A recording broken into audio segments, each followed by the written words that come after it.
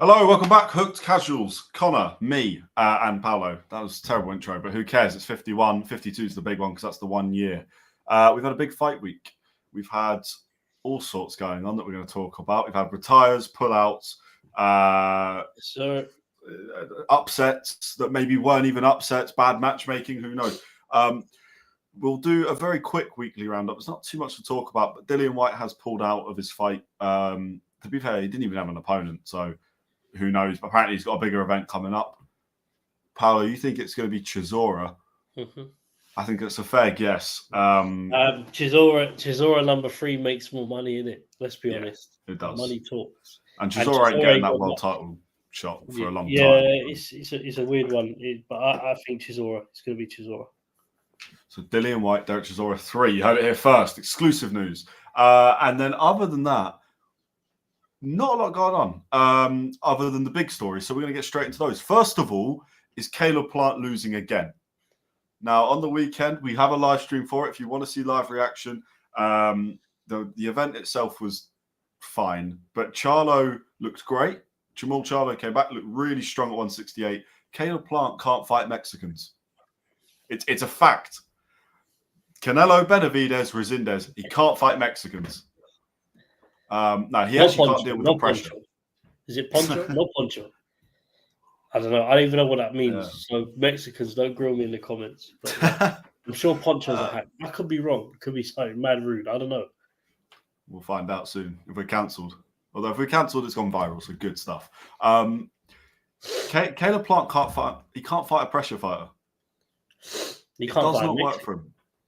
You just can't fight a Mexican. Yeah. Mexican style doesn't work for Caleb. Kryptonite.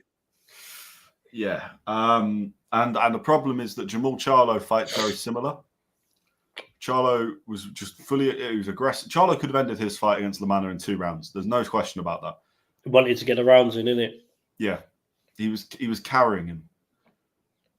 Yeah. It doesn't look good for Caleb Plant. Because I think there's now another guy in the division that is better than him. Caleb Plant is one guy as well, you know. I'm not even joking. This one hurts. This one actually hurts because I rate him. So I still, bearing in mind, despite the loss, I like Caleb Plant as a boxer. But he's one of the guys that I watch and I'm like, yeah, serious guy, fight anyone, get in the ring. He don't care. Have a tear up. But with regards to that, I don't even know if the Charlo fight makes sense off the back of a loss for Caleb Plant. It really doesn't. I mean, what's Charlo said about that? Because Charlo has said he's still open to the fight, but of course he is. Canelo's tied up with Crawford, so there's no belts to fight for, and Caleb Plant's a big name. That's the money fight, right? And I know they don't like each other, but I'm telling you, I don't know where Caleb Plant can go because Resendez, I think, will beat him again. Yeah, Caleb Plant couldn't hit Resendez hard enough to keep Resendez away and couldn't really handle the power. There was a few times we saw Plant's legs buckle. It wasn't a good fight to watch as a Caleb Plant fan. What I will say is he looked good early on, but he always does.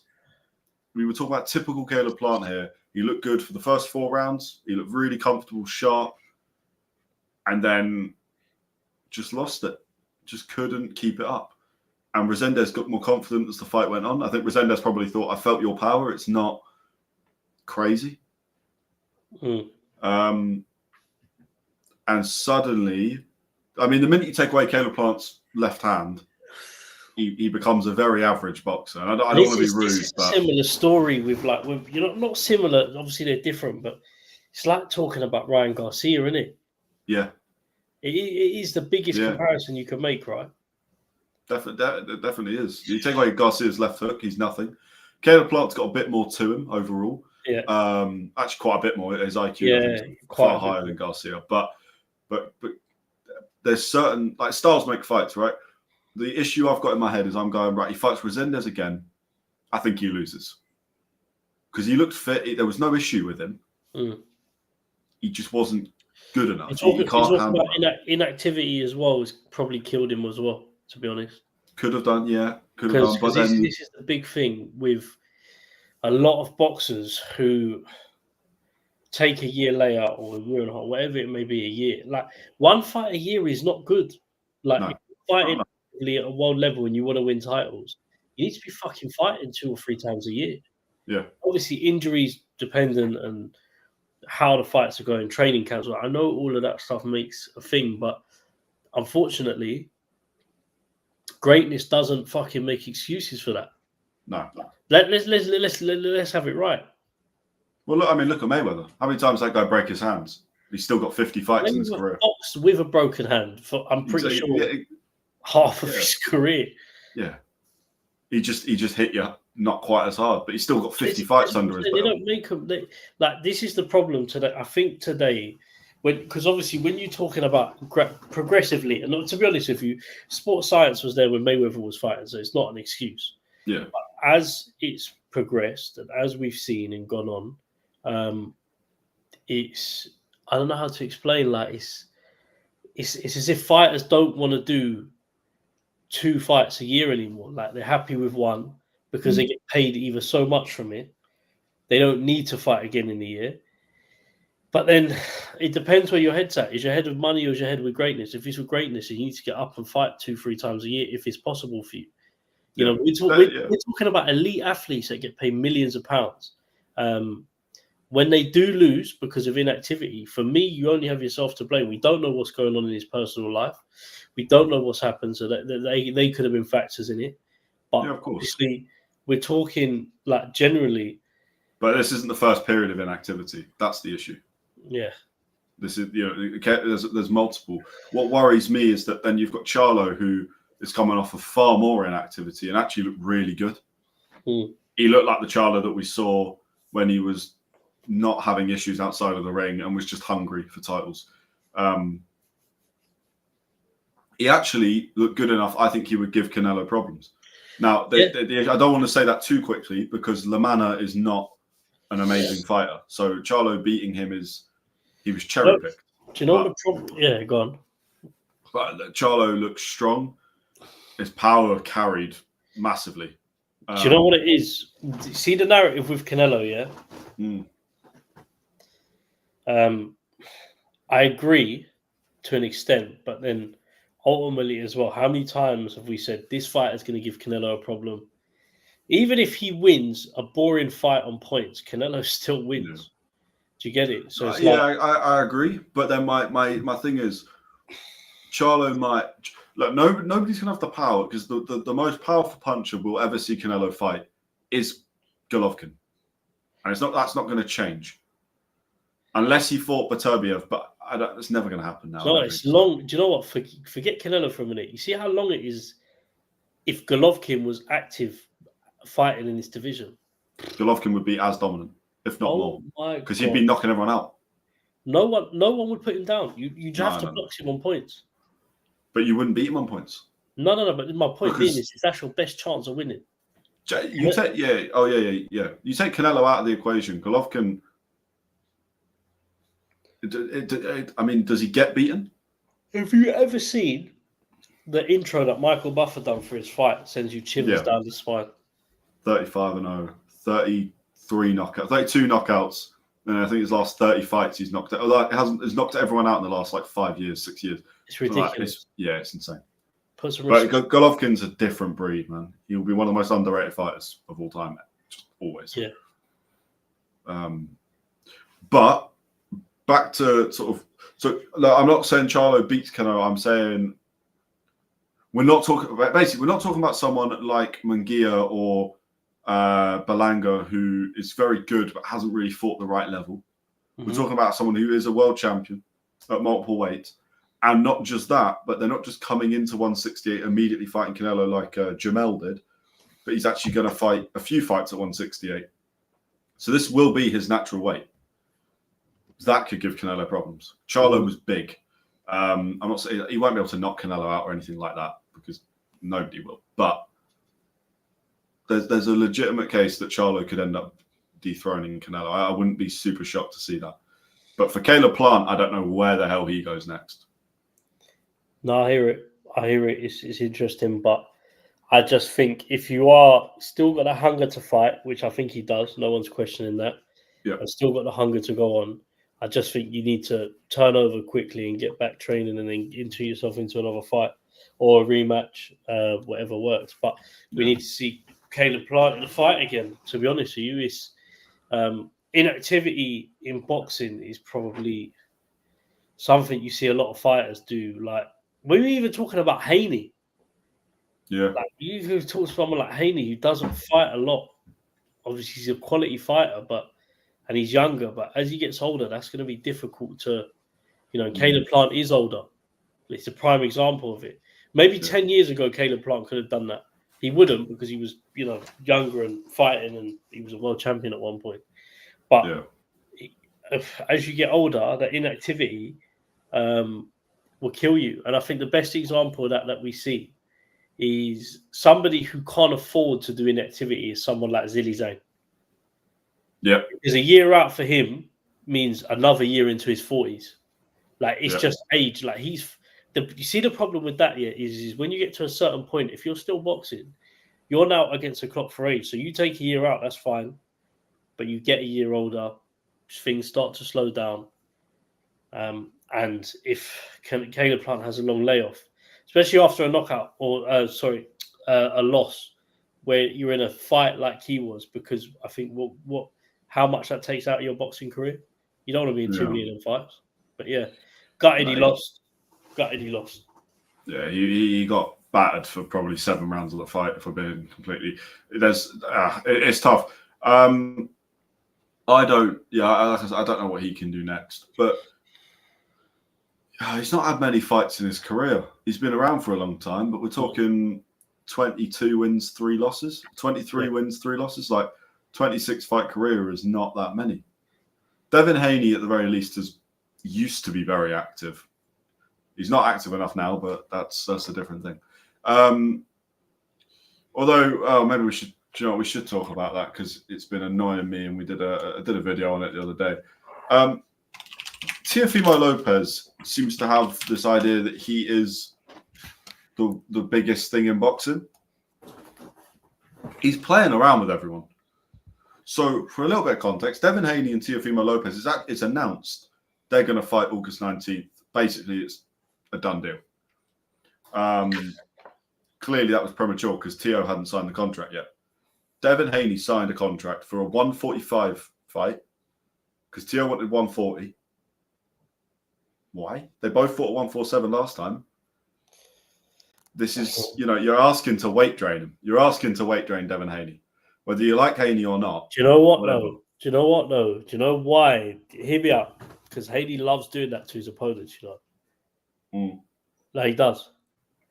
There's funny clauses in... And Gervonta Davis is not the only one. There's funny clauses in Haney's contract. No, but I'm saying Haney wanted 147. Yeah. Teo wanted 140. And they met at a catchment of 145.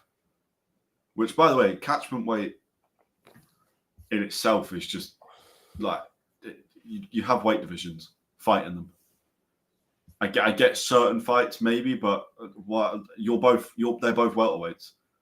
Teofimo was saying he'd fight Jaron Ennis. That has to be 147. So I don't get this, frankly, bullshit that Teofimo is doing. We want the best fights. We know Teo doesn't duck. We're going to talk about someone that they've both shared a ring with in a second, but we know Teo doesn't duck, and yet he is now.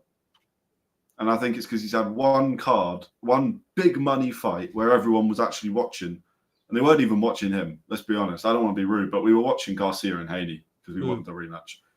And now it's got to his head again. He's so talented, but outside of the ring and everything he does really with boxing. I think his dad's the biggest problem. Maybe. His dad I'm being serious. Well. Like, he's like, you know what it is, yeah? It's like Bill Haney. No one can stand Bill Haney.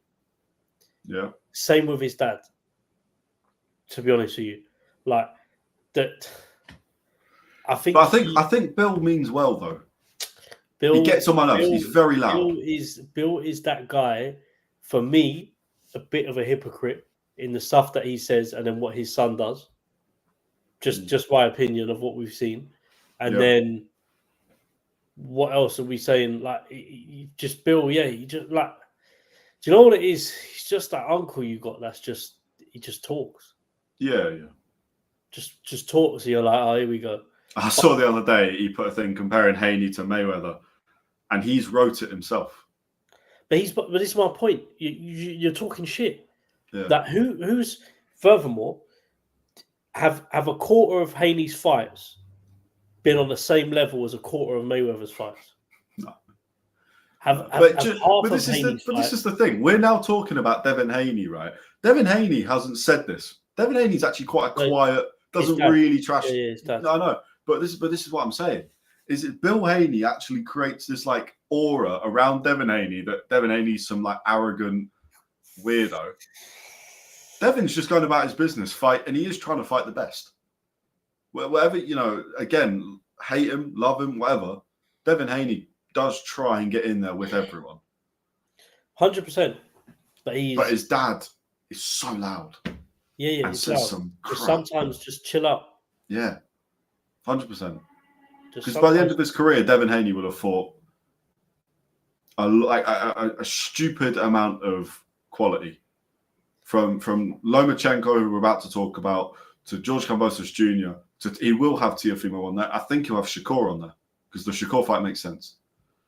And maybe one day we'll see the Garcia rematch, but I don't think Garcia will ever recover. But no, you're right. Bill Haney just needs to shut up. That's simple. Let's talk about Lomachenko. I'm seeing the word all-time great. Aura. Listen, Lomachenko. Yeah, Lomachenko, for me, I'm glad he's doing this because we was talking about this on the show not long ago. And we were saying about Lomachenko, how much more has he got in him? We done the graph not long ago. Remember that? The graph of where fighters are. And I said Lomachenko's got to retire. But what you can't do is putting him in anything else but good fighter. A minimum, bare minimum. Yeah. Great fighter even. But do you know what it is? That is a man who's given so much to the sport and given so much to us boxing fans, entertainment-wise, the skill, the movement, the style of boxing, just what he's done. It's a sad day, but do you know what? I'm happy that he's gone out now rather than being like Pacquiao and fighting on when tarnishing your record, which Pacquiao will do, by the way, against Barrios. Clip this. Everyone in the Philippines, your boy will lose because he's about 50 years old. Sometimes you've got to know when to give it a break. I mean, worse with Pacquiao is if he does win, because then he wants Junto Davis. Pacquiao doesn't deserve a title shot, but let's not talk about that. Listen, yeah, I think sad day for boxing, but what a great career. What a great career. What is it an all-time great career? Because it's a great I'm seeing the word all-timer put out there. But the thing is, let's be honest, yeah. He's been on that pound for pound list at one point. Yeah, he's a 3-weight world champion. He's done some great things. I'm not saying that. An all-time great for what he's achieved in the sport of boxing, I would give it to him. But then when we talk about the bracket and the level of what is an all-time great, has he been undisputed? Kind of, yeah. Kind of, or yes? Was he not missing a belt? Okay. For me, I thought so. I could be wrong. But you put a Usyk is an all-time great. That's an undisputed 2-weight world champion. But he's not far off. Do you get it? Yeah. Oh yeah. I'm not saying that. My only sort of query over it, and I personally, I think if you actually watched him, which I know a lot of people didn't, in fairness, and a little bit of it because he's not fought that much. I think most people would have seen him against Haney rather than. But if you actually look at him and take away the amateur record, because the amateur record of 496 wins and 1 loss, 2 Olympic gold medals, and countless other. Just before he's turned pro, he's had over 500 fights. Yeah. So the amateur side, he's probably the greatest amateur boxer ever. or he's got a good case for it. There's some like Cubans and stuff that never turn pro, so they'll have longer careers. But 496-1 will never be ever like that. That's never going to be beaten. But as a pro, 21-3, and I'd argue he lost to Tio, he lost to Haney. I know you. Yeah, I'm just in my head. I'm kind of thinking you take away the amateur side and just look at him as a professional fighter. Who did he win the world titles against? Who has he fought? Like, do you know what I'm saying? It's not, I think, as black and white as he is a Hall of Famer. Certainly, add the amateur record in, you get the 2 gold medals and all the rest of it. Then sure, let's be honest. Outside of the light heavyweight division, the heavyweight division, cruiserweight division, so we're talking now below. Yeah. Who did Crawford win his belts off? Who did Crawford win his belts off? His first was against Ricky Burns.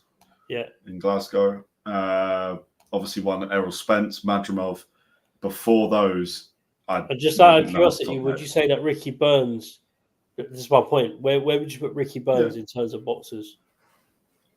Oh God, it'd be hard to put him super high, but also it's difficult because Crawford's gone on to being, of course. And then, I hear what you're saying, but look, who did Haney win his belts off?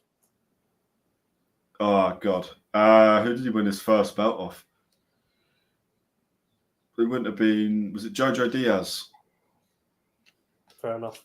So and then it would have been Kambosos was most of them. Yeah, and then he went up and beat Prograis.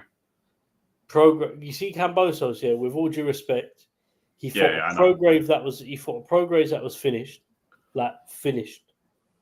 In my opinion, he went up. He went up to 140. First fight 140, and he drops the champion. So again, the fight. I know what you're saying, and I do agree. But my point, but also Haney is still fighting. If Haney had it his way, he would won a title. So no, I know. But all right, just for Lomachenko fought in his third fight against Gary Allen Russell Jr. to win the WBO World Feather. Okay, his second fight he lost, and that was for the world title against Orlando Salido. He then held that, and Gary Allen was 24-0 and finished 31-2. I'm not saying that this guy isn't world class. I'm just saying I think a lot of people look at the amateur record and add that in. You could argue, by the way, that Luke Campbell should have beaten Lomachenko. That's something that doesn't get a lot of talk. Well, not beat him, but Luke Campbell showed the way to beat him, and then Teofimo Lopez went and did it. Yeah. I also have just seen the word Mayoshi Nakatani that Lomachenko beat. Yeah. Any relation, do you reckon, to Junto? Or that's unrelated? Look, the point is, yes, he's an all-time great, but I just think there's better currently in the pro game. I think we maybe lower the bar for Lomachenko. I think it's mental that you put Devin Haney as an all-time. Anyone puts him in even in that bracket of all-time great. I think it's mental that you don't. All-time great. Has he done enough yet? He's undisputed 4-belt champion, multiple weight divisions. He will win a title at welterweight. Garcia. Didn't lose against Garcia. All right, it got turned. No contest. But Garcia. But look at the Garcia that fought. Do you know what Rolly Romero. I still think Haney's building his career. So I think it's very hard. I agree, but I think he's already had. All right, so you've got him in as an all-time great now, but then what if he goes and then loses 4 fights? Is he still an all-time great? So I think it's difficult. Okay. It depends who they're against, but I agree. I see what you're saying. I think it's difficult to just put him in there with established fighters like Crawford, Canelo, Mayweather, all these guys that have done, when in comparison to what Haney's done, there's no comparison. Do you get it? But I'm not saying Haney can't get there, but I just think it's too early to put him in it. Is he one of the best fighters in the world right now? 100%. Yeah. Obviously, it depends on weight divisions and stuff like that, but Haney is You know, you beat Haney and you're shot up to world level. Yeah. If you get titles, I don't even. Do you know what it is as well? Like when we talk about greats as well, like where does Gervonta Davis sit when we're talking about these guys? Well, that's tough. His resume is a weird one, though. Weight, he's that guy.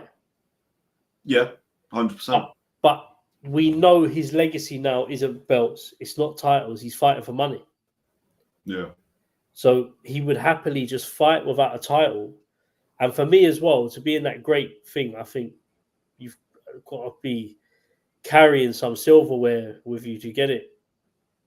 Otherwise, how can I call you a better fighter over the guy that's undisputed or has got the belt?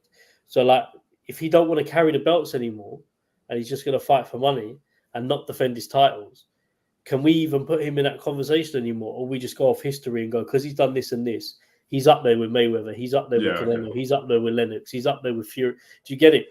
Yeah, I get that. We should be able to VAR people's greatness.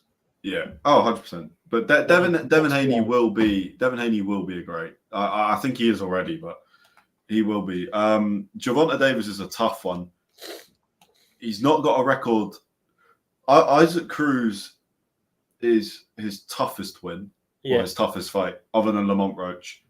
And Isaac Cruz has gone on and showed he's quite beatable. Rolly Romero, as he gets heavier, seems to get better. Mm-hmm. Ryan Garcia was weight drained to like a stupid point. That's tough. I don't know with Gervonta Davis, like, but then the way he's done it. Could you put? Like, I'm gonna make this comparison. Yeah. Yeah. Could you put, in terms of greatness, Gervonta Davis above Inui? No. And the key factor for that is what? Why do we put Inui above Davis?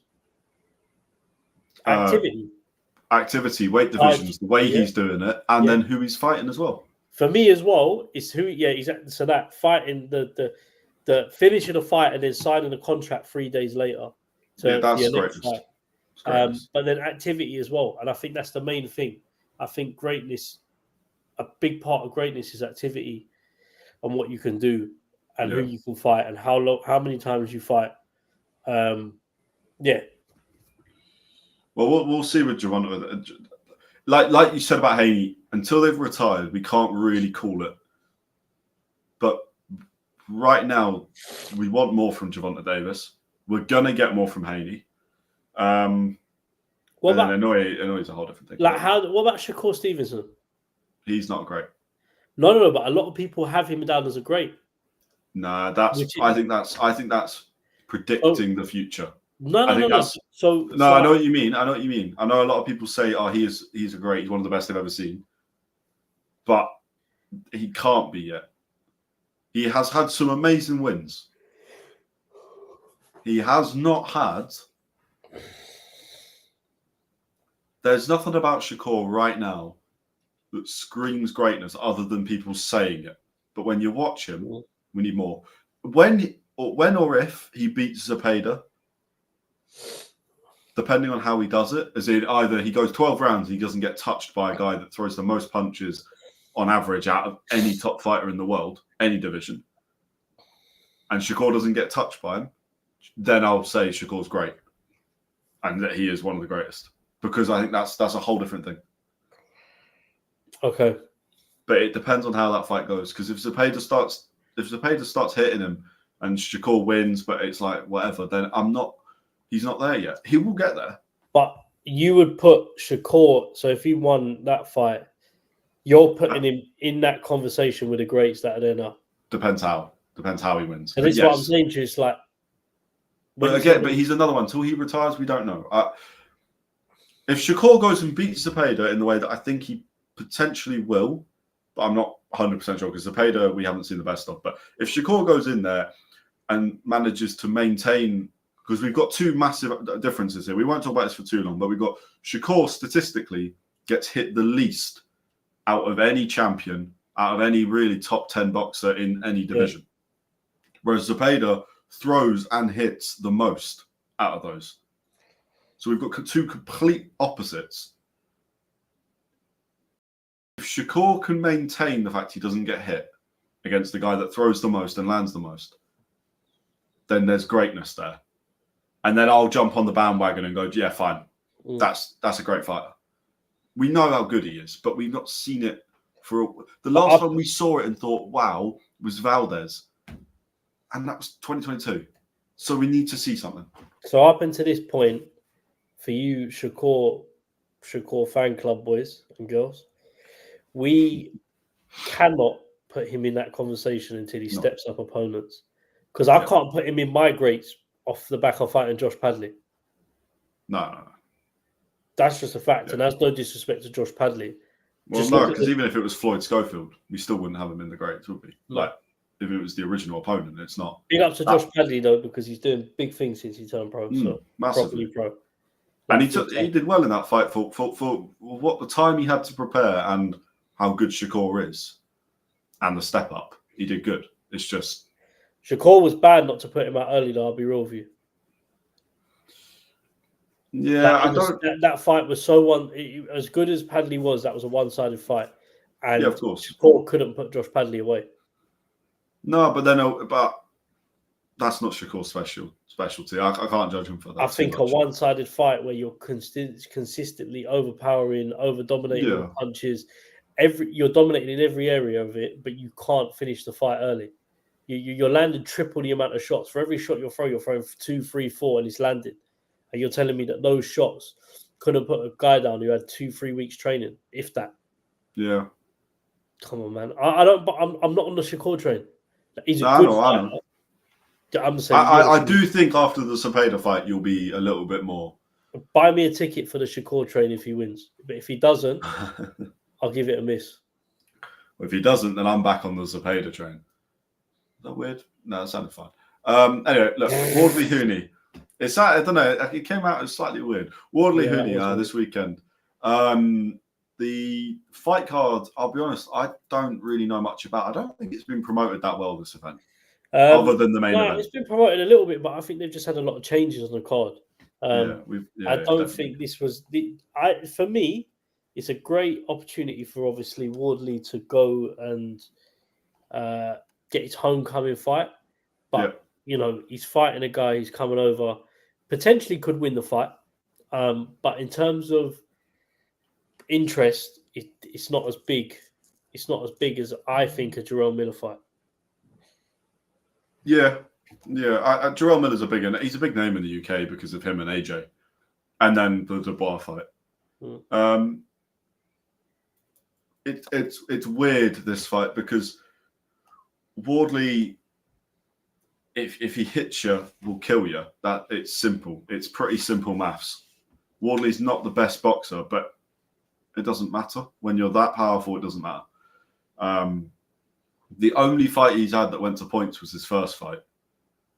And he had and that was after turning pro from doing white collar fights. So if you look at it, really, we're talking 17 knockouts in a row with a draw against Fraser Clark. And then he went to the 13th round and put a dent in the side of Fraser Clark's head. So that's tough. Justis Huni's a really good fighter, by the way. But I think what's going to happen, I think Wardley will knock him out early. Justis Huni's a really good fighter, but he gets caught. He throws a load of punches. I think he averages 70 punches a round, which is extremely high. But he's got 12 wins and 7 knockouts. Yeah. He doesn't hit as hard as Wardley. And we saw against Kevin Lorena, Justis Huni got tagged in the second round, and Huni was wobbled bad. He came back and he won the fight and he did well, but I guarantee you Wardley lands that shot. Here's the thing. Obviously, Huni is coming over as the underdog. He did get hurt in that fight. But I don't know. The thing is, if we was talking about, we need to see. We're starting to see what level Wardley's at. He's progressed from British. That's obvious to see. Where is Wardley at? We need to see. He does get himself into a lot of fights where, I think sometimes he's probably made it harder for himself. But then at the same time, he possesses that knockout power to absolutely end the fight, just dead in its tracks. But you could argue what Clark being British level, Huni, is he fighting at more of a world a step up? So how does that translate over? The power will translate the heavyweights, but how does it translate over into fighting fighters at a higher level? Do you get that as many opportunities as you would say at a British level to land? There's so many factors to it. I think this is a very winnable fight for Huni. I think that he could come over and upset the apple cart. But I think there's going to be more pressure on Wardley to perform in his hometown, in his home stadium, for his football team. On top of that, he's got, I think he's openly come out and sort of said as well that the same week he's fighting, he's expecting a child. Yeah. Okay. The child might even be like the child's due the next week after the fight. There's a lot of factors of life that comes into this. So all of this is just added pressure for Wardley to perform, right? Yeah. I think that can play a part in it. And I think Huni's got nothing to lose. He's come over as the underdog. There's no pressure on him to win. Of course, he's not coming over to bend over and lose. And he's very capable of winning. Yeah. If he doesn't win, it's back to the drawing boards. If Wardley doesn't win this fight, he's at a point in his career now where like a loss there can hinder what your next step's going to be financially, or what's do you get it? We saw that happen with Johnny Fisher at the moment. Although I think he's young enough to come back from it, that loss against David Allen is it's a bit damaging for him. Oh, massive. Yeah. But he's young enough to get the experience, right? Wardley, we're talking Wardley, he's 30, 31. 30, yeah. Bit older. Took more damage as well. There's loads of factors into it. But, I think if we get Wardley turn up on the night, he's focused, calm, collected, does everything he needs to do, he wins. I'm going to say knockout because I don't think Wardley looks too good going into the later rounds. Not sure where Connor's gone, but he should be back. Oh, what the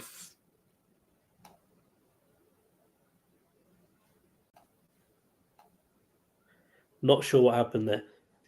No idea. I heard a sound and then everything went. Okay, we're back. Oh, sorry. As I was saying, what Wardley can turn up on the night? Do you think I think the main point to look at is as well when you're analysing the performance, I think Wardley looks more dangerous earlier on. I think if it goes to 9 or 10, 8 starts to slow down a bit. What's Huni like in the later rounds? Is that where he can capitalise on Wardley? Is he looking to take him to deeper waters because he slows down? Wardley's more dangerous earlier on. But then we saw it against Clark. He had the engine where he was able to carry that first fight. He was able to carry that into, deep waters. But them fights take a lot out of you. So I don't know what Wardley we're going to get. But I think if Wardley's going to do it, he's got to do it early. Yeah, it's tough. Huni's knocked out his last 3 opponents in round 2. Yeah. So... But this is a step up for Huni, though. Wardley's a massive step up. See, this is the thing I think that's being underplayed. I don't know how, but Justis Huni is somehow ranked as the number 10 heavyweight in the world on BoxRec. It's fine. They have Francis Ngannou in the WBC rankings. I don't listen to these rankings. True. Do you get it? But we're talking BoxRec rank. BoxRec's normally accurate. I don't know what basis that's on. Justis Huni is a great fighter. It could be activity, and it could be the calculating of who he's fought.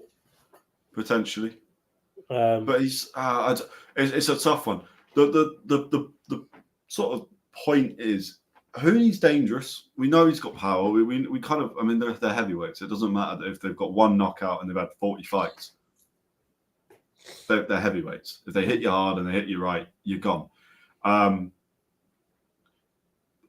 think Wardley will be too much. Mm-hmm. I think it's Wardley's homecoming. He doesn't seem to feel pressure. Like that's not like a lot of these top level. They don't seem to feel it. I think he'll be all right. And I think Justis Huni gets hit he does get hit. He's just like some boxers, they get tagged. You can't do that against Wardley. So I think Wardley will knock him out. I wouldn't be surprised though. Do you know what? Actually, I think more importantly, I think my official prediction is Wardley will knock him out. But I think the first punch that lands clean is going to be the most important, because I think just as much as Wardley can really hurt Justis Huni, we've seen Fraser Clark hurt Wardley, and Fraser Clark is not a massive puncher. So maybe if Justis Huni can hurt him early, then that's the way to go. But it's a massive fight for both, because whilst Huni can come back from a loss, he won't want to. So he's going to come to win. And he's actually had a decent camp to prepare. The pullout wasn't too far away that it's going to be completely one-sided, so he should be fit enough. Look, other than that, and by the way, we should be live. I think I will be live. Paolo freezing up a bit as well, joining us, but it obviously depends on. Really, what is going on? Oh my god. Okay, well, either way, we will be live. There will be a live stream. So I am just to fill you guys in, especially Barry, because I'm sure you'll be here. Yeah, basically Saturday, Connor might be doing the first stream of this on his own, dependent on where I am. Obviously, as you guys know, I work for a boxing promotion, and we have a show on Sunday, and it's been a mad week. So we are preparing for that, which Connor also works for as well. But his role's a bit different to mine. Yeah, like I said to you, it's a mad week. I will try to get onto the live if I can, but back to normal next week. Once it shows out the way, I'm back to doing my normal streams. It's just always the fight week of this DFC card on Sunday in Maidstone is always mental. Like I said to you lot, though, do you know what? I think these things have opened my eyes up. This semi-pro boxing, right? Or unlicensed boxing, some people call it, but it's flipping great. Connor's been to a show before, he's seen it. I think these grassroots boxing shows, which attracts like 2,000 people, and some of them are pay-per-viewed and streamed as well.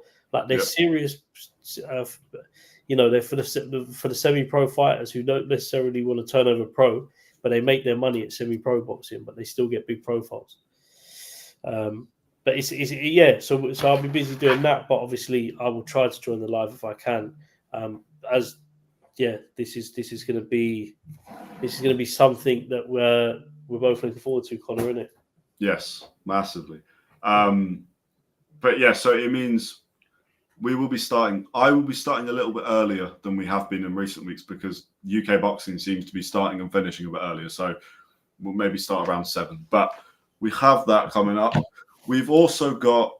Now we won't be live for these because they are Sunday morning, and I think we will both either be traveling or working on the event. So not going to be possible. But Junto Nakatani and Jai Opetaia return. Neither fighting great opponents, really just warming up. Well, they could still lose. They need to do their job. But I think it's really 2 wins, 2 knockouts for these two as we sort of prepare for Nakatani fighting, hopefully Inoue at some point, but maybe he steps up and fights somebody else. I don't know. And then Opetaia, Zerdo. Maybe Badu Jack, but I don't want to see that because Badu Jack's old. Listen, Badu Jack, show Badu Jack some love because he showed us love, man. I'm a massive fan of Badu Jack, but I don't want to see him get hurt. And Opetaia is because do you know what I like about Badu Jack? No, honestly, I'm not just saying this yet. Yeah, he always surprises me when he fights, in the sense of as he's got older, the experience is there. That he's so experienced in it. Do you know what I think he will be one day? A very great coach. Yes. Yeah. Because I'm telling you now, his ring IQ is a joke. His ring IQ is actually a joke. And where he might not move as quick as he did when he was younger, it doesn't matter because experience gets him through. He knows when he needs to move. I rate Badu Jack. I like watching Badu Jack fight. I'd love to get on this pod one day. Badu Jack, if you're watching this, jump on with us, man, and have a chat, because it would be an honor to share this with you. And I will be tagging you in this reel. So come back to us, please. Yeah. Don't include the bit where I say he's going to lose. But I don't want to see him fight Opetaia. That's all I'm saying. No, but you know what? It's like past. Listen, I think you've got to remember as well. Badou Jack's a big man to be like. If he fights Opetaia, naturally, I think Opetaia is probably going to be perceived as the favourite, but he's going to be fighting an experienced opponent. It's a good boxing match for Opetaia as well. He needs to fight guys like that. So I agree. He wouldn't knock him out. I don't think you could knock Badou Jack out that early. I just don't want to see it. Do you know what? Though, regardless of the way you look at it, and whatever Badou Jack does, and if he should win, wow. By the way, but if he loses, if he won that fight, it's ridiculous. What a career! Because does he carry on boxing? Knowing him, probably. But again, I say this again. He is going to be an unreal coach. I say it now. Someone print one of them, them sports cards with like details on it. Yeah.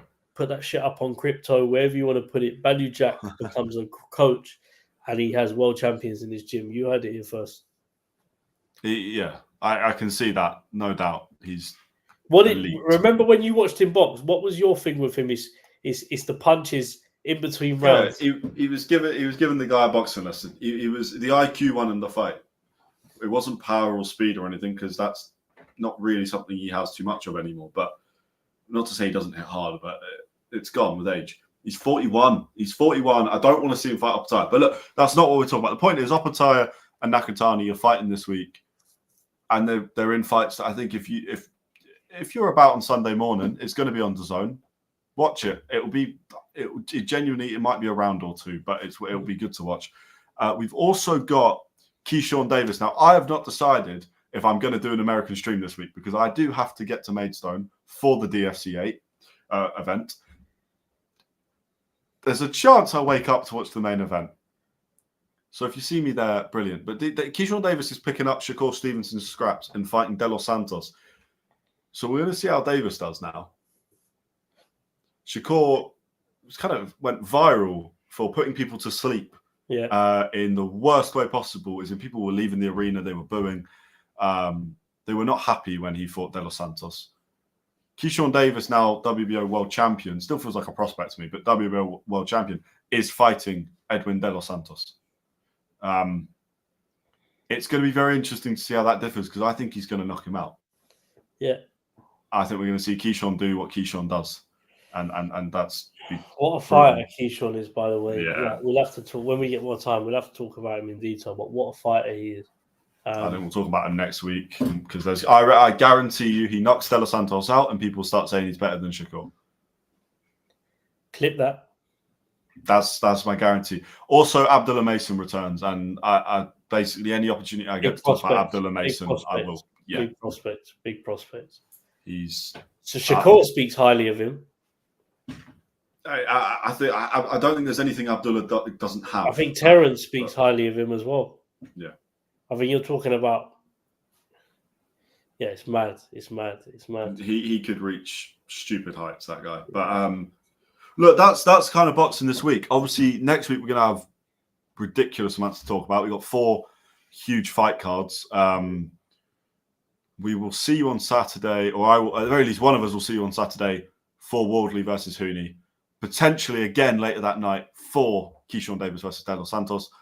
And we will be back next Thursday, both of us guaranteed, 7:45 boxing this week, 52, which is a year around the sun of boxing this week, which is kind of crazy. So we'll see you there. For Connor to get his forfeit to me.